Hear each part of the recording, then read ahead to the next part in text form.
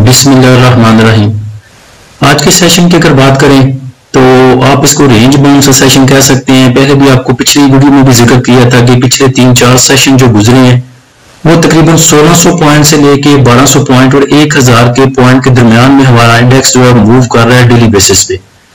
तो आज जो इंडेक्स की ओपनिंग थी वो पॉजिटिव ओपनिंग थी 247 पॉइंट के साथ। आज का हाई लेवल अगर देखें तो वो 613 पॉइंट के इजाफे के साथ 1,39,867 पे रहा। उसके बाद इंडेक्स का लो लेवल देखें तो वो 640 पॉइंट की कमी के साथ 1,38,614 पे रहा। क्लोजिंग अगर देखें तो वो 561 पॉइंट की कमी के साथ 1,38,692 पे आई। वॉल्यूम की बात करें तो 272 मिलियन के वॉल्यूम ट्रेड हुए KSE 100 इंडेक्स में। अगर हम इस पूरे वीक की बात करें जो 4 दिन गुजर चुके हैं तो इंडेक्स ने अभी तक कोई भी पॉइंट लूज नहीं किए, बल्कि अगर आप पिछले जुम्मे की जो क्लोजिंग थी, जुम्मे वाले सेशन की क्लोजिंग, उससे कंपेयर करें आज की क्लोजिंग को तो ये तकरीबन 90 पॉइंट ज्यादा ही बनते हैं।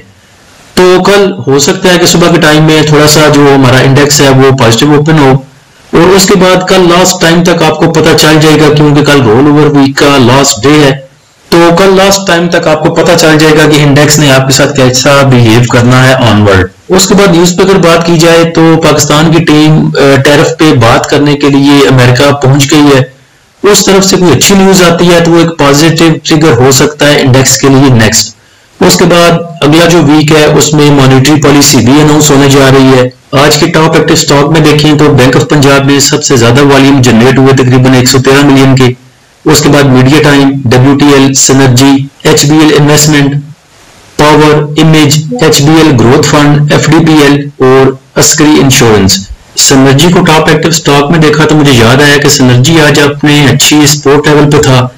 6 रुपए और 72 पैसे की इसके पास सपोर्ट थी। 6 रुपए 80 पैसे ये वापस जो है बाउंस बैक किया इसने और 6 रुपए 80 पैसे पे इसको लेना चाहिए था। आगे इसके जो टारगेट है 7 रुपए 15 पैसे के और 7 रुपए 23 पैसे के टारगेट ये अचीव कर सकता है और उसके बाद अगर ये सस्टेन करता है वॉल्यूम को तो फिर नेक्स्ट लेवल आपको दिखा सकता है। एच कार की आज बोर्ड मीटिंग थी, इसका रिजल्ट अनाउंस हुआ और इसकी जो EPS है वो काफी अच्छी आई। पिछले जो सेम क्वार्टर की EPS थी वो 1 रुपया और 42 पैसे थी और इस दफा 5 रुपए 80 पैसे आई। वैसे भी डिविडेंड की कुछ ज्यादा उम्मीद नहीं थी, क्योंकि वैसे भी ये ईयर क्लोजिंग पर ही देता है कुछ ना कुछ डिविडेंड। तो अपने प्रीमियम वाले भाइयों को सुबह बता दिया था कि एक तो इसमें प्रॉफिट बुकिंग आपने करनी है तो करें, क्योंकि जितना मर्जी अच्छा रिजल्ट आ जाए, अगर एच कार आज 20 रुपए अर्निंग पर शेयर भी शो करता तो फिर भी इसने सेलिंग प्रेशर आना था। और यही बात सुबह अपने प्रीमियम ग्रुप में शेयर की थी, आई थिंक फ्री में भी की थी, कि जितना मर्जी अच्छा रिजल्ट आएगा अगर एच कार डिविडेंड नहीं देगा तो इसमें सेलिंग प्रेशर देखा जाएगा। तो बोर्ड मीटिंग अनाउंसमेंट से पहले ये मूव कर रहा था 318 पे, 320, 321, 319 पे और जब बोर्ड मीटिंग अनाउंस हो चुकी, रिजल्ट आ चुका तो फिर इसने लो लगाया 304 का और क्लोजिंग उससे भी नीचे आई। तो नेक्स्ट टाइम भी ये चीज माइंड में रखा करें कि कोई भी चीज आपने बोर्ड मीटिंग देखनी है तो बोर्ड मीटिंग की अनाउंसमेंट से पहले जिनके रिजल्ट अनाउंस होने से पहले 50% तक उस शेयर के जो आपके पास होल्डिंग पड़ी है उसको सेल आउट किया करें, ताकि अगर अच्छा रिजल्ट आता है तो हाफ से आप ऊपर जाके प्रॉफिट टेकिंग कर सकते हैं और अगर बैड रिजल्ट आता है तो वही जो आपने वहां बेचे होंगे, यानी कि आज अगर आप 318 पे अगर हाफ क्वांटिटी बेच देते तो वही आपको H300 पूरे में दोबारा मिल जाना था। आज के सेशन के टॉप पॉइंट कंट्रीब्यूटर अगर देखें तो जितने भी अच्छे आपके सेक्टर थे वो सारे आपको प्रॉफिट टेकिंग की जद में नजर आए। फर्टिलाइजर नीचे, कमर्शियल बैंक्स नीचे, oil and gas exploration company, investment bank, cement, oil and gas marketing companies, automobile, miscellaneous, real estate, तमाम के तमाम जो उन्होंने पॉइंट लूज किए। और पॉइंट गेनर में देखें तो पावर जनरेशन रहा, food, technology, glass, refinery. Top point contributor companies wise अगर देखें तो हक्को ने सबसे ज्यादा आज पॉइंट ऐड किए, तकरीबन 94 पॉइंट। हक्को की जो BYD शार्क है वो पाकिस्तान में लॉन्च होने जा रही है। उसके बाद BYD की जो मुकम्मल पाकिस्तानी असम्बल गाड़ी है वो तकरीबन अगले साल जुलाई या अगस्त तक आएगी। IBLHL की बात करें तो कल प्रीमियम वाले भाइयों को ये शॉर्ट नोटिस में उठवाया था। कल जब इसकी मार्केट प्राइस थी 62.80 तो अपने प्रीमियम वाले भाइयों को बोला था कि इसको फर्स्ट लेवल पे आप बाय करें, सिग्नल आपको स्विंग ट्रेड सिग्नल बाद में बना के देंगे। आज सुबह इसके स्विंग ट्रेड सिग्नल शेयर किए थे ग्रुप में और आज सुबह भी इसकी बाइंग हो सकती थी 62.80 पे। उसके बाद इसने पहला टारगेट हमारा अचीव किया 64.25 का। तो जिन भाइयों के माइंड में ये सोच होती है कि स्विंग ट्रेड सिग्नल 1 वीक बाद चलते हैं या 4-5 दिन बाद चलते हैं, तो ऐसा नहीं होता। हमने आज तक जितने भी सिग्नल दिए हैं उनमें से अगर कुछ इंडेक्स में कुछ करेक्शन आए या आपको पैनिक सिचुएशन आए तो ही जाके हमारे 3-3, 4-4 लेवल पे बाय होते हैं, अदरवाइज पहले दो लेवल पे, पहले एक लेवल पे या पहले दो लेवल पे हमारी बाइंग होती है और अल्हम्दुलिल्लाह जितने भी आगे टारगेट के 3 या 4 लेवल हैं वो सब अचीव होते हैं। तो जो भी भाई हमारा प्रीमियम ग्रुप ज्वाइन करना चाहते हैं वो नीचे दिए गए व्हाट्सएप नंबर पर रब्ता कर सकते हैं और फ्री ग्रुप को ज्वाइन करने के लिए लिंक नीचे डिस्क्रिप्शन में दे दिया है। आज के सेशन का फीपीलीपी देखें तो बैंक्स ने बाइंग की 2.01 मिलियन की, ब्रोकर की सेलिंग है 0.14 मिलियन की, कंपनीज की बाइंग है 1.57 मिलियन की, फॉरेन कॉर्पोरेट्स की सेलिंग 2.22 मिलियन की। पता नहीं फॉरेन कॉर्पोरेट्स के पास कितना माल पड़ा हुआ है, ये बेची जा रहे हैं लगातार, पिछले मुझे तो होगा 2-3 माह हो गए ये बेची जा रहे हैं बस।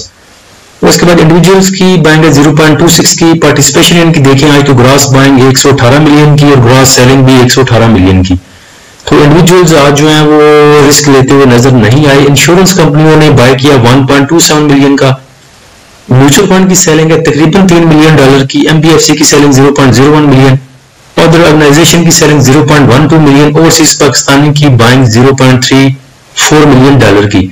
बैंक्स आज बाइंग पे हैं, उसके बाद इंश्योरेंस कंपनियां बाइंग पे हैं, म्यूचुअल फंड ने बेचा है।